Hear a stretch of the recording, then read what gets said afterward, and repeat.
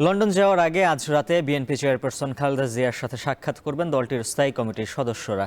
এ বিষয়ে বিস্তারিত জানাতে সেখান থেকে যুক্ত আছেন সহকর্মী সিফাত শাহরিয়ার। সিফাত, জানাবেন স্থায়ী কমিটির সদস্যদের এটি কি শুধুই সাক্ষাৎ পর্ব নাকি রাজনৈতিক কোনো বিষয়ে আলোচনা হবে?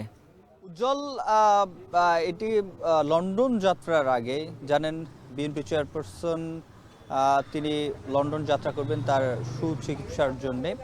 7 তারিখে 7ই জানুয়ারি যাবেন। তার আগেই স্থায়ী কমিটির যে সদস্য যারা রয়েছেন তাদের সাথে সাক্ষাৎ। যদিও এটি সাক্ষাৎ হলেও এখানে যেহেতু তিনি লন্ডন যাবেন, বেশ কয়েকদিন সেখানে চিকিৎসা নেবেন। তার আগে মূলত এখনকার যে সমসাময়িক রাজনৈতিক অবস্থা, অন্তর্বর্তীকালীন সরকারের পক্ষ থেকে যেহেতু দেশটি চালানো হচ্ছে এবং সেক্ষেত্রে তার পরবর্তী ধাপগুলো কি হবে, ভোটার তালিকা হবে, জানুয়ারি মাসটি খুব গুরুত্বপূর্ণ। এই সব বিষয় নিয়ে মূলত আজকে এখানে এই সাক্ষাতে আলোচনা হবে। এবং ইতিমধ্যে আমরা যেটি দেখেছি, দুই একজন যারা রয়েছেন বিএনপি স্থায়ী কমিটির সদস্য, আমরা একজনকে ইতিমধ্যে আসতে দেখেছি এবং এখানে আরও গাড়ি আসছে। কিছুক্ষণের মধ্যে স্থায়ী কমিটির সকল সদস্য চলে আসবেন। 8টা থেকে 8:30টার মধ্যে সকলে উপস্থিত এখানে থাকার কথা রয়েছে। এবং কাতার এয়ারলাইন্সে করে যেহেতু একদিন পরই বেগম জিয়া চিকিৎসার জন্য লন্ডনে যাবেন, সেক্ষেত্রে তার আগে সামনে বিএনপির যে একটি গুরুত্বপূর্ণ সময়, নির্বাচন, সংস্কার, নানাবিধ কাজে বিএনপির কী ধরনের দিক নির্দেশনা, কী ধরনের পথ চলা, সেই সব বিষয় নিয়ে নিশ্চয়ই আলোচনা হবে। আমরা দলীয় সূত্র থেকে সেটি জানতে পেরেছি। এবং এটি তার লন্ডন যাত্রার আগে বলা যায় সবশেষ যে সাক্ষাৎ স্থায়ী কমিটির সাথে।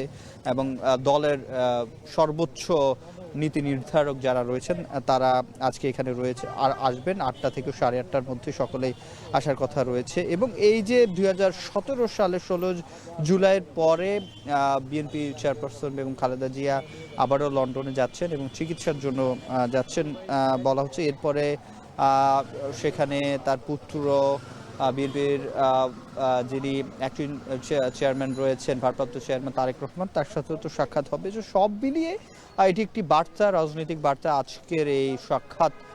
এবং বিএনপির সামনের পথ চলা কীরকম হবে, কিংবা তিনি যতদিন বিদেশে থাকবেন সেই সময়টা কীরকম, বিএনপির পদক্ষেপগুলো কি হবে, সেগুলো নিশ্চয়ই আজকের এই আলোচনায় হবে। এবং তারপরে মূলত তারা বের হয়ে সাংবাদিকদের সামনে নিশ্চয়ই কথা বলবেন। তখন মূলত কি নিয়ে আলোচনা হয়েছে, কিংবা এই সাক্ষাৎ থেকে কি কোনো সিদ্ধান্ত আসবে কিনা, সব মিলে সেটি জানা যাবে। এবং আগামীকালেই কাতার এয়ারলাইন্সের যে এয়ার অ্যাম্বুলেন্সটি রয়েছে বিশেষায়িত, সেটি হযরত শাহজালাল আন্তর্জাতিক বিমানবন্দরে আসবেন। এবং 7 তারিখ রাতে সব যদি ঠিকঠাক থাকে, তার শারীরিক অবস্থাও যদি ফ্লাই করার মতো থাকে, সেক্ষেত্রে 7 জানুয়ারি তিনি 2017 সালের 16 জানুয়ারির পর আবার লন্ডন যাত্রা করছেন চিকিৎসার উদ্দেশ্যে।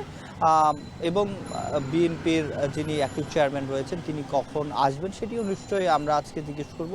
যদিও আজকে সালাউদ্দিন আহমেদ সকালবেলায় বলেছেন যে তার আসার জন্য বিএনপি যে পরিবেশ সেটি এখনো তৈরি করতে পারেনি, সেটি করতে পারলে শিগগিরই তিনি দেশে চলে আসবেন। এখন দেখার বিষয় আজকের এই সাক্ষাতের পর তারা কোনো দিক নির্দেশনা নিয়ে আসেন কিনা দলের নেতাকর্মীদের জন্য। তো এই ছিল আমার কাছে উজ্জ্বল সব শেষ গুলশান থেকে। স্থায়ী কমিটির সঙ্গে খালেদা জিয়ার সাক্ষাতের বিষয়ে বিস্তারিত জানাচ্ছিলেন সহকর্মী সিফাত শাহরিয়ার।